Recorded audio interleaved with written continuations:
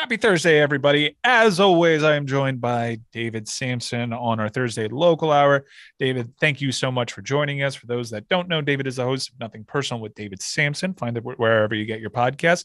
You can follow him on Twitter too, at David P. Samson, and always get he's not shy about his thoughts. You can always get his thoughts on anything in the world of business or really anything going on. He's a good social media follow. David, thank you for joining us. Hey, how you doing? It's Doing all right. Thursday, Wow, man. this is pleasantries at the beginning. David, thanks for joining us. Number one, how are you? No one cares. You don't care how I'm doing. The audience doesn't care how you're doing. We'll just move it along. I go the opposite way, actually. When people ask me how I am, I actually answer. So only when I say fine, people who are close to me know that that's absolute bullshit, right? Because I'm generally not fine. I've got a million things going on in my brain all at once. But every once in a while, I'll actually answer the question, and it's extremely off-putting to people because when you ask it, all you want to hear is a fine, how are you? Fine, and then you move on. Yeah, no one's genuinely caring about how you are. And as someone that actually takes that question seriously, you must be flabbergasted at the reactions that you get because you realize no one's genuinely interested in how you were doing. They were just waiting for their turn to talk.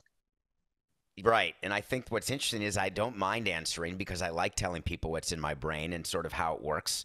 And then I like looking at their face when I'm answering and they're thinking to themselves, oh my God, is he going to stop soon? And I don't. I just keep going. Well, but I David, tell let me people ask the you truth again about how I'm doing. Let me ask you again, David, sincerely from the bottom of my heart, right now, how are you doing? I'm only okay, and I'm going to tell you why. I had a horrible weekend last weekend. Although I had visitors visiting me, and when you have house guests, right, 4 days is one too many. Do we agree that generally house guests, 3's good? 1, obviously too short, you can't get in a rhythm. 2, you're like, oh my God, it's done already. 3, it's sort of like Vegas. Yes, You need Vegas 3 rules. nights. As soon as you were talking, I'm like, Hard, this is Vegas rules. right. Hard the first night, hard the third night, early to bed the second night. That's pretty much how it goes. Hubba hubba. And so, but one of the, thank you. Pun not intended, maybe. And I unfortunately had to do something that Judaism, the thing about being Jewish, and maybe I talk about it in a way that makes people smile, is that one of the things that we specialize in is sort of self-actualization of our own sort of anger, frustration, and sadness. That's just our sort of raison d'etre. And in Judaism, when someone dies, you're supposed to grieve for a year. Believe it or not, like when your parent dies, you don't go out, you don't travel. It's a full year. That's not me. I'm not Orthodox, but that's how it's supposed to go. And then after a year, you unveil a tombstone. You go back to the cemetery, unveil a tombstone. So this past Sunday, I had to go to a double unveiling for my father and my sister.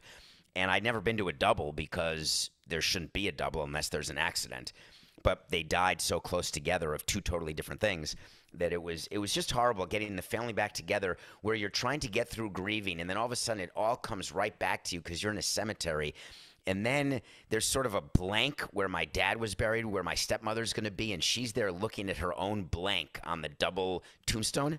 And so she's freaking out. And then because it's my sister who passed away, my siblings were freaking out, their kids. And I'm just standing there like having an out-of-body experience thinking, I don't want to be here, right?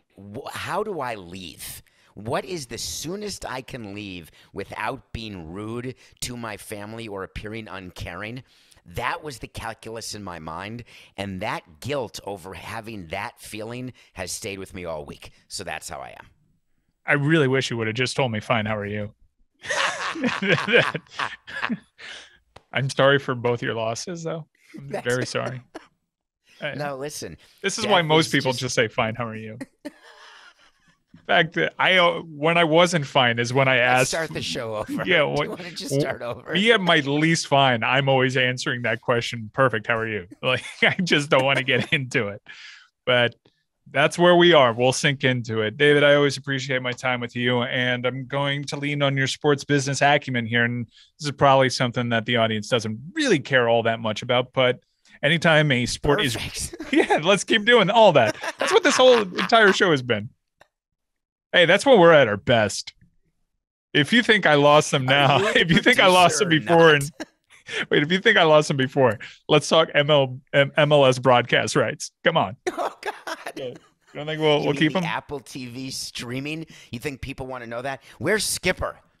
Yeah, That's like a skit. That's something that Skipper and I would talk about when we're supposed to be much more serious and have gravitas. I'm totally different on the shows I do with you. The local hour with you, I can be jocular and a little crazy. When you're on with Skipper doing a show, you know, it's got to be a little more buttoned up. I sit up a little more straight, and then when I do nothing personal, it's a mix of the two. So I'm very much. You wonder why I've got weird things going on in my head because you're asking me a Skipper question on the local hour. Am I supposed to answer as though you're Skipper? I would like for this entire local hour to not actually get into anything and just for our collective idiosyncrasies to completely sidetrack the entire episode. If I think they're quirks, by the way. Yeah, I take umbrage to your characterization. Yeah, you call them quirks. I call them idiosyncrasies. A lot of people have other names for them, especially with us two sharing a Zoom. Likability factor ain't exactly on 10 here. So, wait, so these shows don't do well? Is that what you're saying? No, they do. They do. I've seen the metrics. So maybe people are like very you. vocal with their dislike about us, but the numbers the numbers actually say, especially when you and I get together, that they generally enjoy it. Do you know people in Florida? There was a thing when I would meet with back in the day. A guy named David Epstein owned the Panthers. I don't know if you remember him. He was, I don't know, one owner ago or two owners ago. I think he was the owner when I believe he was part of the ownership group when I was there. When Michael Yormark was running the operation. Believe? Yeah, the owner was kind of so funny that you don't know your owners. Well, he was barely there. I also think that there was like this weird like Hank Aaron component too. The owners were always a mystery. It was very much Michael Yormark's show. He was a cult of personality. For all intents and purposes, for him. Did I work directly for Michael Yormark? It's really hard for me to answer that question because I want to say yes. Well, no, because I want to say yes, but I was an unpaid intern, but I had a corner office because I was doing a full-time job for no money. It was during a lockout and we let a lot of people go back then. And so, yes, but on the books, no. But I was in meetings and I took directives. Did, right? So wait, were you one of the people who did these sponsorship deals that made it look like they were making a ton of money when in fact it was all absolute trade and BS and they had no revenue at all? So were you that guy? No, I knew that stuff was going on because Michael Yormark was big on just getting people in the building. Get people in the building and just I don't care about average ticket price. Give the tickets away. Give the tickets. We used to talk about it, me and Eric Woolworth, and who was running the Dolphins back then? It was way before Tom Garfinkel. He was still with the Diamondbacks. Mike D may have been the one. And we just, Yormark was ruining it for us because he just was giving tickets away. And so people started having expectations that that's what you should do in South Florida sports. And it was horrible. Corporate sponsors were worse than season ticket holders because all of us would approach the same companies and they'd say, well, for the Panthers, we got X, Y, Z, X, Y, plus Z, and A, B, and C. Plus, we got to have sex with the goalie, all for $1.50. Lou, that's we were Luongo. Like, well, no. Pete Luongo, that's a hell of a pull. Let's talk a little bit about the sponsor. No. Beezer wasn't there. He was already canceled. It was Luongo. Well, no one was a goalie. It was a lockout. It was a frustrating time for me when I wanted to work in professional sports. And instead, I was working the Eric Clapton concert. But what would he do with the sponsorships? Again, this is all stemming from an MLS broadcast rights question that I asked. We're never going to actually get to it. But it's a local hour. What would Michael Yormark do with these sponsorship agreements? Because I was more in sales initially. I was a sales intern at the start. And then I started doing just activations and like marketing events for the team, a team that was locked out. So it was, you can imagine, not very fun for me. He just didn't care about value, right? He cared about appearance. He cared about the press release. Yep. Right. He wanted to get the press release out that the Panthers had a new partner. They had a new, remember when they did that huge JetBlue thing? Yeah. Did you ever look at the JetBlue contract? Right. So when we went to an airline, I had a lot of responsibilities, but legal department was not one of them when I was an unpaid intern. One of them? No. It might have come across my desk, honestly. There was one time that I approached my cubicle. There was one time that I approached my cubicle and Steve Goldstein was sitting at my computer. I'm like, what are you doing here? And he was like, what are you doing here? He handled it as kindly as he could, but it was an odd time in hockey history. Wait, were they saving money by having two people work per chair? That it was so goddamn bizarre. It was people were before when I'm bad with names. When I finally learned someone's name, they were probably getting let go. It was such a Nice. transient operation. Very few people from who were there at the start of my internship were there by the end of it. It was kind of sad. The lockout was very difficult. You've probably been in situations where there have been mass exoduses before. I don't know how you ran the Marlins, but right off the bat during a lockout, you professional sports franchises can be cutthroat like anything is, but especially during the lockout, like man, that was a really hard baptism by fire. It made me not want to work in sports. So the problem with lockouts, right? There's no revenue, so you're told by Major League Baseball, or when you, at least in baseball, and I know Bettman did the same in hockey, they actually want your operating plan. So all the teams submit their operating plan to the commissioner's office for exactly what you're going to do, what your head count is, where you're going to have savings, who's going to be furloughed, who's not, because they need to keep track of every team's finances because they're going to the banks to borrow money to sustain them during the course of the lockout or the strike, so owners don't feel pressured to give in to players' demands just to start making money again. And so part of what you do is any revenue-producing jobs, they really aren't necessary. Any service jobs aren't necessary. Any marketing jobs aren't necessary because you're not doing any of that. And you bring your baseball down to a bare minimum because there's nothing going on, so you don't need scouts. So we would submit this list. We'd have to prepare it all the time. Every time a new CBA was being negotiated, you prepare it even in the event there is no lockout and strike, which we never had. Right? Because Bud Selig had labor peace until Rob Manfred didn't this past time. But what's interesting about the Panthers and Michael Yormark is what they did. It wasn't during the lockout that I'm referring to because that we would have understood. It was during actual operations of their team where they did not value their product in a way that made us happy, the rest of the professional sports teams in Miami. And we would not even meet together. We formed a group like the four presidents, and no one wanted to meet because we were so angry because it was hurting our business. We'd go in and talk to an airline. They'd be like, hey, look what the Panthers are doing. Can't you match that? And we'd be like, no. Are you crazy? Like, that's not how to build a business. People wanted me, Bud Selig wanted me to give away more tickets to Marlins games. And we explained to him that if you give away tickets, you will never get your average ticket price back up, and we will never get off revenue sharing. But he didn't care. He just wanted attendance. Well, the optics of Marlins games always came, those bright orange seats always came back to haunt you. You might have acquiesced to that request, though, if you owned and operated your building, wouldn't you have? But getting more people getting more people in, you weren't getting a big cut of parking, you weren't getting a huge cut of concessions. The juice wasn't worth the squeeze for you guys. Mm-hmm. So here's a little nugget. The more money people spend on tickets, the more money they spend on F&B and M. Makes sense. So the people who you give a ticket to for $0 or $1, they come in with their own baggie of peanuts. They come in with their own water and a Camelback, and they generally spend $0. So what we would look at is by section and then by ticket price. Who's doing what? Who's spending what? Which concession stand has the most revenue during a particular game? That's why all of these areas, like the buy, kids get in free, teams try to do, right? It's a big deal when they announce it. All 11-year-olds getting free. It's a terribly crushing economic decision to do that. And you do it for that one moment of PR. And Yormark was all about that one moment of PR. But at the end of the day, it leads to you can't sustain that. And the Panthers, to this day, right, they have a hard time with their business model. And it's been years and years, and it's been very hard for them to recover, even with them being as good as they've been. It's been a huge hole to dig themselves out of because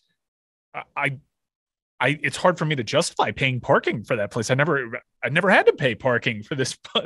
Why is everything so expensive now? The Panthers experience used to be such a great bargain for someone that was losing money at the time because he was recovering from his unpaid internship that put him in quite the hole. They did have prestigious. There was something to it because their partners were very prestigious. They had a Lexus private club that I was a part of the launch for. They had a lot of big time partnerships and made you think that Michael Yormark was killing it. But it was all smoke and mirrors. It was all smoke and mirrors. There's no doubt about it. Now, Matt Caldwell and Vinny Viola are doing a much better job, but they realize how hard it is. The Panthers were always known as the hash mark, is how the other teams, we'd all refer to the Panthers. Wow. Because hash mark is what their TV revenue was, their ratings were, their attendance.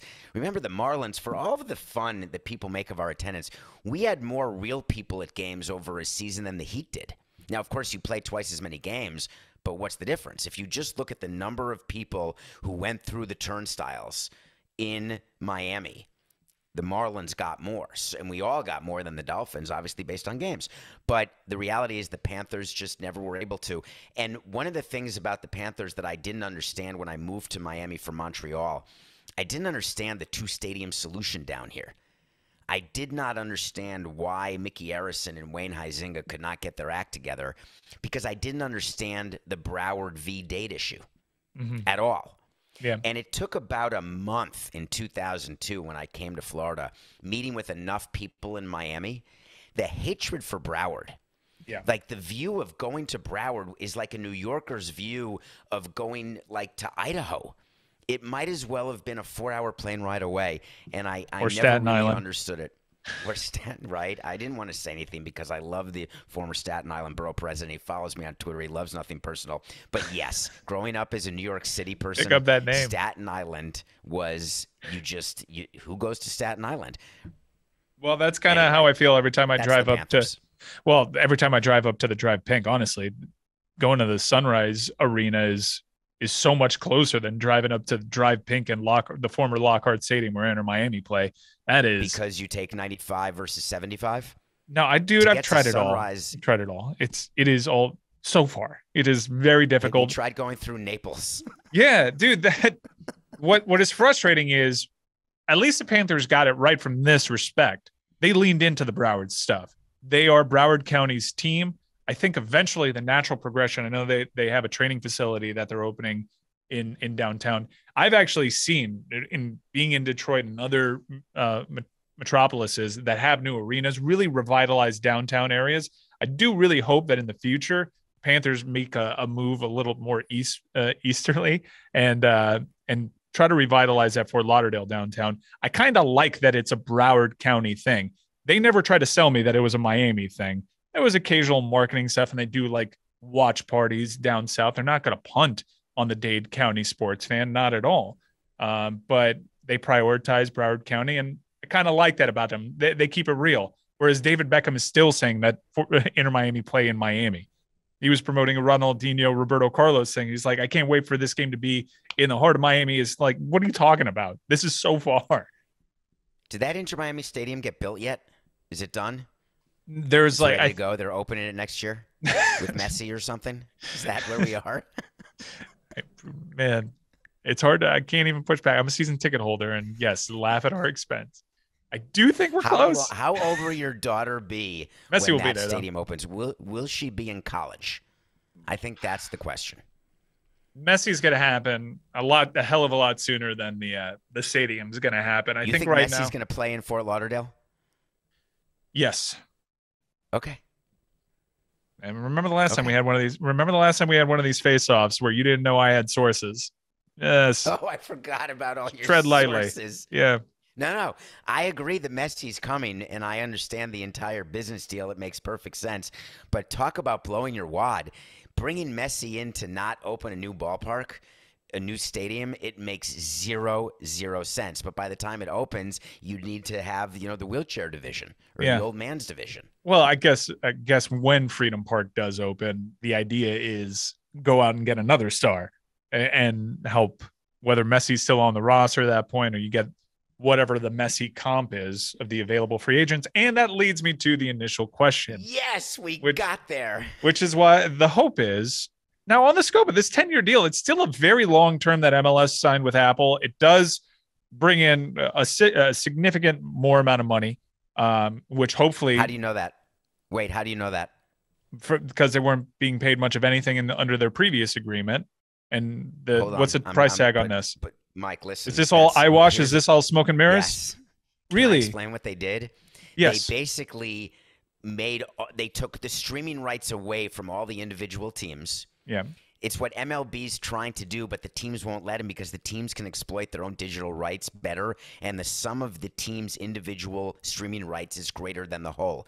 Baseball doesn't want you to think it because it's their way of trying to have better competitive balance. It's their way of helping with revenue sharing, that the Yankees' digital rights would be in a pot with the Marlins' digital rights, which are worth totally different things. Yankees being worth 30 times X, like with the Red Sox, who are charging $30 for Nest and streaming. And what MLS did is they're combining all the teams and making it all federal instead of local. Right. All right. So we're getting into some minutia here. So many people listening in our audience right now may not even be familiar with the deal that MLS just announced with Apple. So let's go back a little bit. What are the main bullet points of this deal? And then let's systematically poke holes into what's eyewash, what's not real money. And let's chew on some of the interesting minutia of this deal, that local broadcasts are essentially gone now. There's just a team of national broadcasters, and they're trying to do some innovative stuff with having local radio supplant the audio that they're providing. It's interesting, but let's go through the main bullet points of the deal first. You're not going to feed yourself on local radio. Right. Mm-hmm. None of the teams anymore feed themselves on local radio. It used to be, right, in the back in the day, you could get $5, $7, $10 million a year without even looking at it. Without even looking at it, I can almost guarantee the audience that most of the local radio broadcast rights for MLS teams have to be some sort of rev share agreement. I would say it is the teams buying the time. Marlins had to buy time. Baseball team had to do that. We had to buy the time. I remember. And then sell it ourselves. I remember. It was a nightmare because we were competing with teams. It's only a nightmare in comparison. Right? On its own, it's fine. But when you're looking at competing against teams in the NL East or the AL East, wherever you are, who are getting paid a rights fee deal, like bigger than our TV deal for their radio deal, you get green with jealousy. But Major League Soccer decided, they're trying so hard to get the value of these franchises higher and higher. And they're trying somehow to explain this increase in asset valuation by a concomitant increase in revenue. Yeah. Yet are they, David, let me stop you right there. They are succeeding in that, though. The values of these MLS franchises, I know a lot of very successful people that are trying to get in on MLS ownership because it seems to be a really good investment.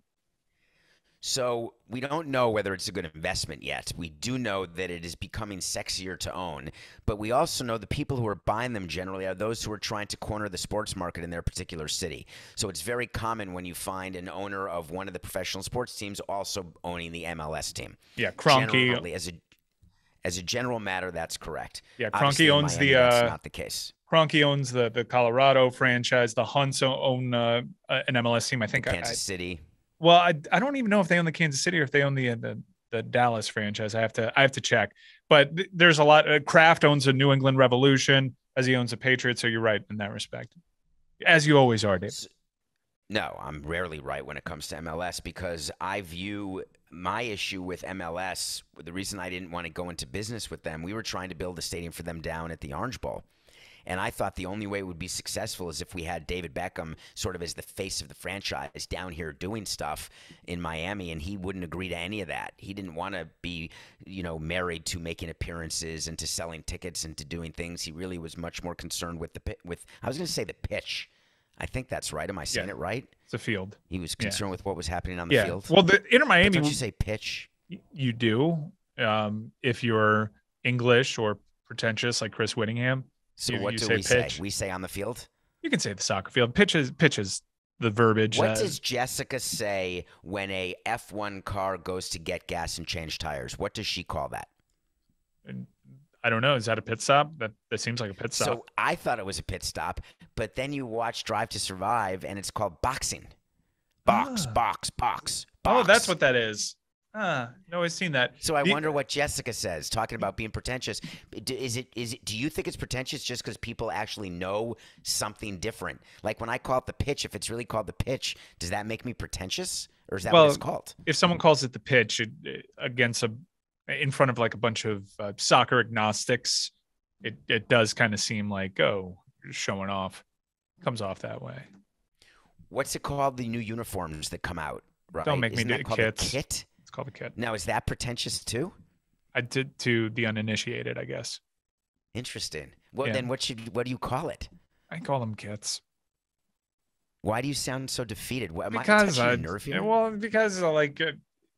Most of the people have already checked on this because we're talking soccer, and I don't want to make them feel more alienated when I call something kits. It's just I feel like if I do that to someone that doesn't like soccer, I'm just pushing them further away. When I want my goal is to grow the game, bring more people in the tent. Let's Do all you know why enjoy this people beautiful listen to sport. you every day on the Le Batard Show? Because you entertain them. It's I have not an that they idea. agree or want to hear about everything you're talking about. Yeah. They're here because you've built loyalty. So we could talk about grass growing, and we'll get comments like, God, those two are idiots, or, oh, my God, I couldn't stop laughing with those two. So what you don't want, and now we're going full circle before I get back to MLS to the Panthers. The Panthers, the hash mark issue is that there's apathy galore in Miami for the Panthers. And one thing I did when I met with employees of the Marlins, I'm okay with people hating us. I'm okay with people loving us. I'm not okay with people ignoring us. And I was always fine with any negative press, any positive press. Just bring it. I want coverage. I want minutes at the local news. I want hits, etc. The Panthers struggle like crazy for that, as does Inter Miami, by the way.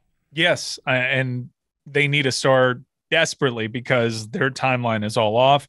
The huge chunk of their passionate soccer fan base is getting worn down by this drive. I'm at every game, mostly because I can't sell them because there's not a lot of interest, and it's hard. And on top of that, team's been so uneven. They made the playoffs their first year, but it was only because it was an expanded COVID field, and it has not gotten off to a great start. That being said, though, the business aspect is probably booming, especially because the unprecedented huge discount that David Beckham had in terms of being able to start that franchise. I think it was like $25 million for an expansion fee. $25 million. Yeah, well, you're making money. Like signed. He's made so much money off of this investment already. I mean, he hasn't cashed out, but in valuation, he had this is going to be a very profitable endeavor for David Beckham by the end of it. He doesn't own a huge amount. Is that breaking news? Like, he does not own a huge amount of Inter Miami. No, and it's the Moss family. Yeah, the Moss family. Yes, but on the ROI on the chunk that he does own is going to be impressive because he got it at the cost that it was. But the Moss family has they bought out Clore of his shares. They have the majority of shares now. They are operating that franchise, and soccer franchises in America, in MLS, their valuations have gone up. And every time a new team enters the league, the expansion fee is even higher. There seems to be a lot of smart people we're trying to exploit that market inefficiency in terms of sports ownership. And MLS was a good marketplace. But the one issue that MLS always faced, while their attendance numbers were pretty good, and while they had a very passionate fan base, they ran into the same thing that soccer generally runs into. Getting people comfortable, expanding the base, getting them in the tent. People feel very strongly about soccer one way or another. I have a fear with this Apple deal that it'll push people away and it won't help grow the game. The counterpoint to that is, well, they'll get more money off of this deal, which will bring in more stars. More people watch more stars. Therefore, the sport will grow here. Tell me what you think of that. I want to know the over-under of take any football fan or baseball fan or NBA fan. How many members of the Inter Miami team could they name? A Heat, Dolphin, or Marlins fan? Any of the three, right? How many Inter Miami players can they name, would you guess? Over-under. I'm going to say the over-under is 1.2. So if someone can name 2 players, that's the over.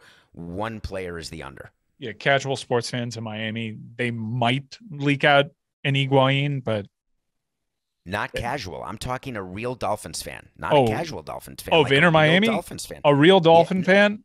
A real Dolphins fan, a real Marlins fan, the people who go to 81 games, a real Heat fan. Yeah, How many players on Inter Miami can they name? It's probably 0.9.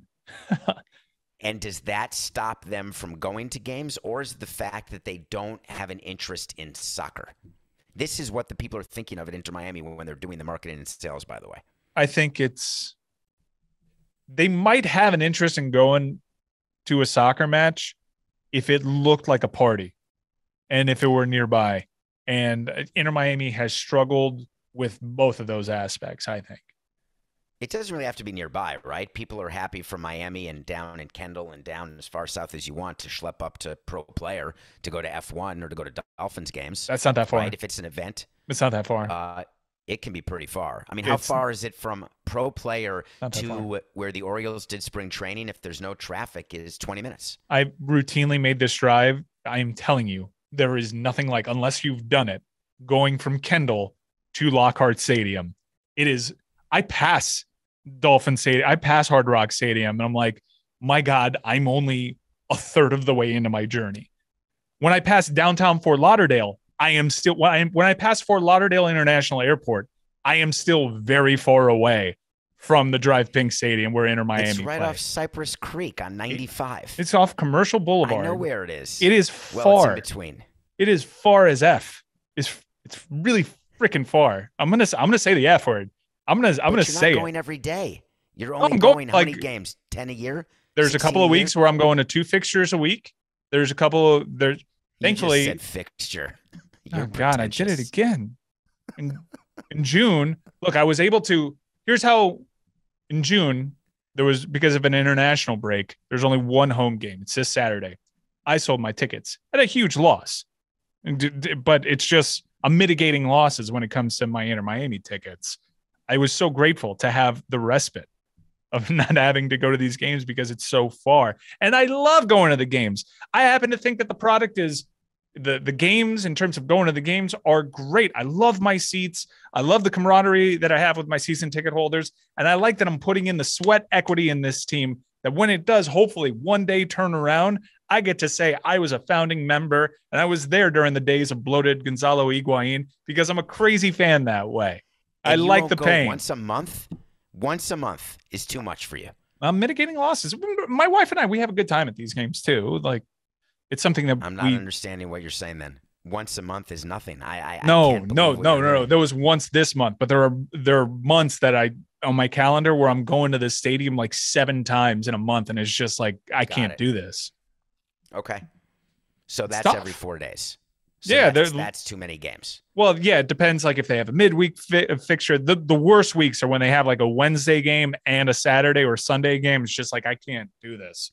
I don't. The midweek fixtures. But you're guaranteed to go to Freedom Park, right? Freedom Park for sure. Oh my God. Do you know how many times?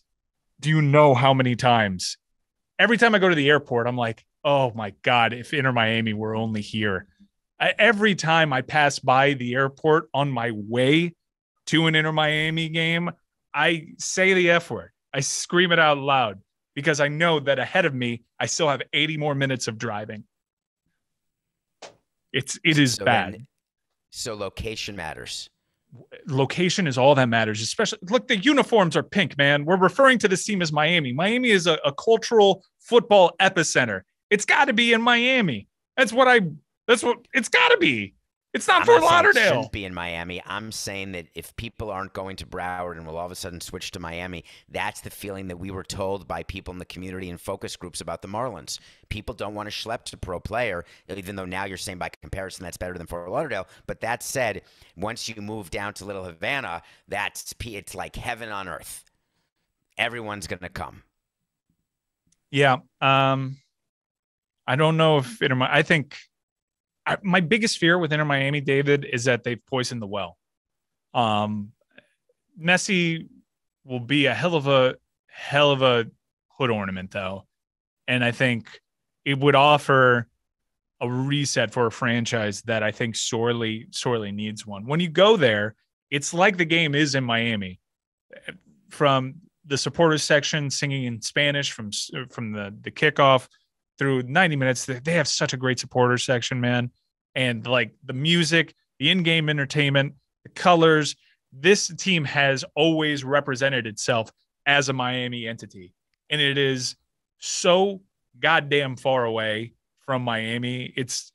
I feel like I have to pack a bag every time I go there.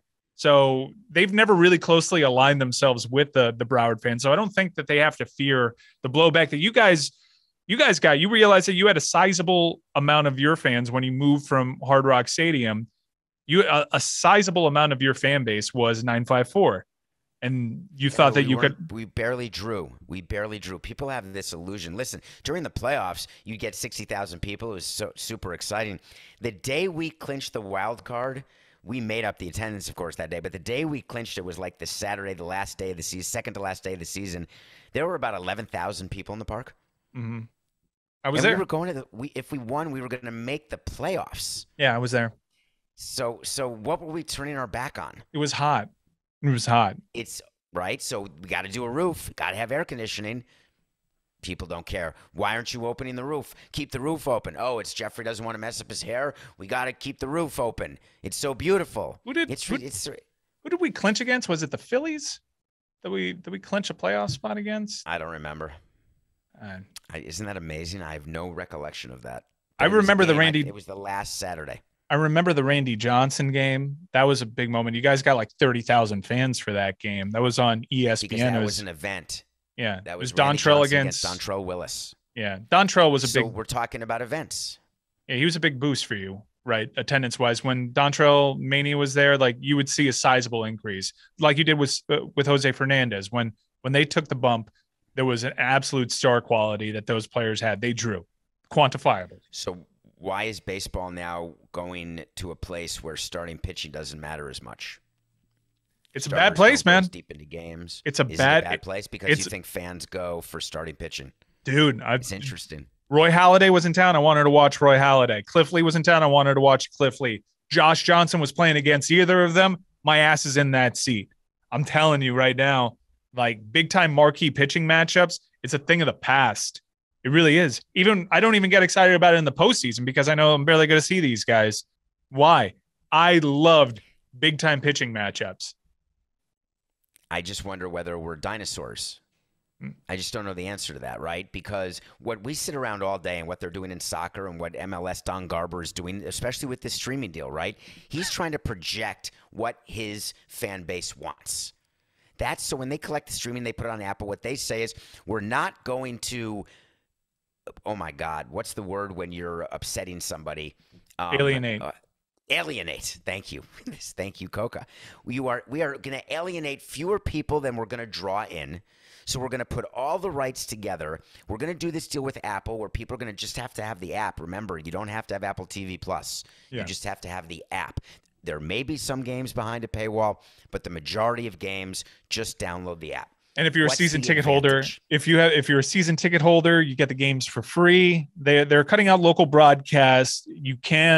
Teams can do a pregame or postgame that give you your local flair.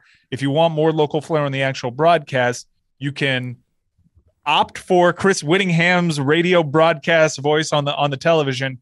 It is changing the model, and I do think that they're alienating a good amount of folks.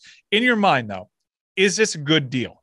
Is it a good deal for MLS, and is it a good deal for the patrons, the people that would be interested in watching soccer? Well, those are two different things. Mm-hmm. I think that the way the world is now, everyone used to complain when Major League Baseball playoffs were on 10 different channels, or the NCAA tournament. You had to, is it on True TV, or is it on this TV or that TV? What game and where do you find it? In this day and age, you go on your TV and you go to the menu and you can sort by sports and you can click. Like if you have Hulu, every game that's on, you don't even know what channel the number of the channels are. In the old days with DirecTV, you had to know 206 is ESPN. So remember that, right? These days, that's done. So I think, wait, what was your question again? No, is this a good deal for MLS? It is a good deal for MLS because they are getting more money than they ever dreamt of for streaming rights. There's no way to know, though, what would happen if they kept the deal separate. And that was my original point. If you gave every team the right to sell its own streaming rights, would it add up to more than Apple is paying them for the exclusive right to the entire league? And in terms of fans, they're good either way, whether it's streaming on Apple or Amazon or Netflix or just on regular streaming of Peacock, right? Either way, fans find what they want to watch. Correct me if I'm wrong. There's also additional packages from within their package that they can still sell out to other buyers potentially. I heard that like Univision and ESPN were still on some form of the package. because this is streaming. But the funny part is ESPN, you think they're going to bid what they were going to bid for the package when they can't get the streaming rights to use ESPN Plus, which they're trying to promote and eventually move everyone from ESPN to ESPN Plus? So that's the thing when you don't have your streaming rights to sell. When we were negotiating with Fox to do a TV deal, we had to have our streaming rights to give to them, or they were not going to give us the deal that we were able to negotiate. So streaming rights were critical, and now you are sort of you're bastardizing your rights, hoping that you're getting more money in totality, but there's no way to actually know. Will the league grow substantially because of this deal? I mean, I think if you look at the sport, if you look at soccer as a whole, there's kind of like a sustainable growth model there already. It's making gains on all the other sports. And we have a big World Cup 4 years from now that the United States is hosting, and that'll do more for boosting the MLS than anything. I was actually really surprised, David, to see that they locked themselves into a 10-year term, knowing that World Cup might reinvigorate soccer passion in this country. Apple's not doing that deal without getting certainty of a decade, right? You're not, I mean, you have to look at the other side as well. They're not going to pay the annual price that MLS needed for a short-term deal just to be left at the altar should it end up working out. And again, it's such a small deal for Apple in terms of total amount of money that if they're wrong, they'll be done with it and that they'll write it off and their stock price won't even move by a penny. So when they look at the risk reward, there's a tremendous amount of upside. But in terms of gaining fans, my question to you is this: do you think people will turn on Apple TV, they'll see a little thumbnail that says MLS game, and they'll say, oh my God, I didn't plan on watching that. I was going to watch the morning show, or I was going to watch Severance. Now I'm going to watch Seattle play Inter Miami. No. Do you think that's a real thing? Because I do not. No, but Apple's pretty good at marketing. So let's see what happens when they put their marketing dollars behind this. Maybe. I don't watch the MLS. I don't watch the MLB package that they have on there, and I have a friend that's calling the games. It just seems like such a to-do to just go to that platform. That's why you don't watch? Well, seriously, because it's no. to-do? Well, no. It's I don't watch is I don't like baseball. That's the main reason, which is why a lot of people aren't going to be watching. But don't say it's a to-do. It is, because going to a streaming service is not a to-do. It's a to-do. It's a to-do when it's Apple. It's like the seventh one that I'm checking. Okay, so that is not how the streaming services look at this. They've already gotten past the fact that no consumers say it's a to-do. It's about the quality, right? The quality of the entertainment and all the different choices. Well, I saw they're bringing the games up. The live sports game. From a quality standpoint, all the games are going to be in 1080p now. Yeah, I mean, you watch some. That's huge. You watch some MLS games, and it is. MLS, in some respects, is trapped in the 90s. If you were advising MLS, would you have told them do a shorter term deal, maybe a placeholder deal, and wait till the World Cup year in the United States and then really cash in? I believe they're a decade behind the other four major sports. I would have kept the rights with the teams and not put them together until they're as advanced as MLB is. As an example. Look at that. It took us an entire episode length to answer this one question no one gave a shit about. David Samson, he reviews something for us every week, whether it's a doc, a movie, a television series, an album, a city, a marathon, a picture from 2003. David, what is your review for this week? I was going to review Everything Everywhere All at Once, but you haven't seen it, so I'm going to hold off on that. I have to talk about another movie I watched and review that instead. It's a movie about the band Aha. Do you know Aha, Mike? I love Aha because it takes me back to my childhood and watching MTV and falling in love with that video. Anytime MTV would put out specials recapping the greatest music videos of all time. And it's a banger. You can't sing it too much, but you can do it's an absolute banger of a song. It holds up, and so does the video. Have you watched the documentary about the band? I'm just learning that there was a documentary about the band, and I'm in. It's called Aha, the movie. Okay, ready? I did not know, and I'm happy to admit it in front of this entire audience, I didn't know where they were from. They're from the UK, right? Negative. Where are they from? Norway? No way. Norway. No I way. swear to God. No way. They were a group of 3 guys in Norway who got together. It's the original 3 guys who are still together to this day. They're touring, and they are crushing it in all these venues with their song Take On Me, which is their most well-known song, but they have an entire library of music, and they're still making new music. This is a-ha. And it's a bunch of guys who they don't really like each other too well. And they have stayed together because they recognize that apart, they are way, way less valuable than they are together. And so there's no solo efforts, but they are the most famous thing to ever come out of Norway. I mean, other than salmon. It's major. What is the most famous thing to come out of Norway? Norwegian cruise lines. Except there's not one cruise line based that has the flag of Norway, right? For tax purposes, all the NCLs, all these boats are. I always like that going to Miami. When I moved there, I'd go down to where the boats dock, like both in Fort of Miami, to just look to see what the name of the country was on the back of the boat, because it was never Miami or Fort Lauderdale. No, I always thought, what is Norway known for? The Winter Games, and I believe Lillehammer. I believe the whale that played Willie in Free Willy died in a fjord there. I thought he died in SeaWorld. No, he didn't die. No, Willie was freed, and I think there was am I pronouncing it right? Fjord? Freed Willie? Yeah. It's a fjord, but they actually freed Willie? Oh, yeah, there's a documentary on it on Amazon. They freed Willie. They freed Willie, but it didn't work out great. Got sick and he died in a Norwegian fjord. It's what all the zoo people say, right? We can't free these animals. They'll die in the wild. It's like a Jewish mother that doesn't want their kid to move out, right? You can't move out. You'll die out there. Anyway, a-ha's from Norway. Did not know that. Isn't that crazy? What an incredible job of disguising those accents. Only one of them speaks a tiny bit of English. What? The other 2 speak no English. Dude, like with that, like Balkan region, the Nordic region, they actually do, when they sing, Bjork notwithstanding, they kind of disguise their accents. There's a lot of great pop acts that are Swedish that when they sing, there's no discernible accent. Wait a minute, does Mick Jagger sing with an accent, or Nicole Kidman, or any of the people who are not from the U.S. all sing without accents? It's the most bizarre thing in the world. I don't get why that is, but it is true. I'm very confused by it. But then there are some people that do sing with an accent. Like Lily Allen. There are some singers. I mean, the Sex Pistols. There are people that sing with accents. David Bowie didn't sing with an accent. I don't know why I just thought of that. I disagree. I think David Bowie had a slight accent when he sung.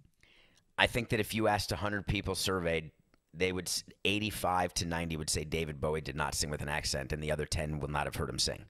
How was the movie? It's fascinating. I think about the 4 things you just learned. Yeah. Think about what I just taught you. From Norway, they were kids and they wanted to be famous singers. Yeah. That was their plan. That was just their goal, be famous singers. And all they needed was a music video, really. Take On Me was written before they even started. It was they released it, and that whole video, the whole song, when it was released as a single, it had been in their library, if you will, for years. I just couldn't believe the whole thing. I don't know what took so long to make a movie about them, because to me, they're iconic in the 80s, and people in the 80s are trying to get as much as they can about that era because they miss it so badly. So if you are an 80s person, you watch this a-ha, the movie. If you're not and you've never heard of a-ha, it's a great movie that explains how people can will themselves. And I reviewed the Coldplay documentary, Head Full of Dreams, on Nothing Personal yesterday. And Chris Martin in the 90s is on video before Coldplay starts with a very definitive goal. We are going to be a famous band. And I'm going to be a famous singer in a famous band. And he sings with an accent. No, he doesn't. Oh, look at the stars. Look how they shine for you. There's absolutely a thick-ass accent there. Hold on. Interesting. I just thought it was a falsetto, not an accent. No. But that could be right. I'm going to have to listen now. He sings with an accent. You were at the show that Bruce Springsteen showed up to? Yes, I was. Yeah. I almost I couldn't believe it actually, and I'm going through something, Mike. While we're here, if you ask me how I am, it's sort of a whole mortality weird thing, and It's I a guess I midlife understand crisis, why. David. I think it is. I'm going to go buy a car. But people thought I went through that 40 years ago, and I kept explaining to people, no, it's not a midlife crisis. It's just a divorce. But now, I think now's the midlife Yeah. crisis that I'm having. Bruce Springsteen gets on stage, and I should be jumping and screaming and in heaven. And all I could think of is, shit, he looks old. Like, that was the first thing in my head. Yeah. And that bothered me. I think the biggest misnomer with a midlife crisis, because I had one a couple of years ago, is that you only get one in a lifetime. I think that sells it short. I think that there are a couple of benchmarks within somebody's life. You get multiple midlife crises. You know, you're young. I don't know exactly how old you are. John I don't Mayer think you're 40 yet. John Mayer dubbed it a quarter life crisis. Yeah, you had a quarter life a few years ago, not a midlife. I certainly had a crisis. If it turns out to be, I don't know where. I don't give a shit where we judge it on my timeline, but there was certainly a crisis. Why do we have to label it? Why can't we just say we are in crisis? I was in crisis. It's great, huh? Am I better? Are you better? Are you asking me how I'm doing? I'm asking how you're doing. Fine. How are you? I want to finish by saying I'm fine. How are you? That's good stuff, David. That's funny as always. See you later.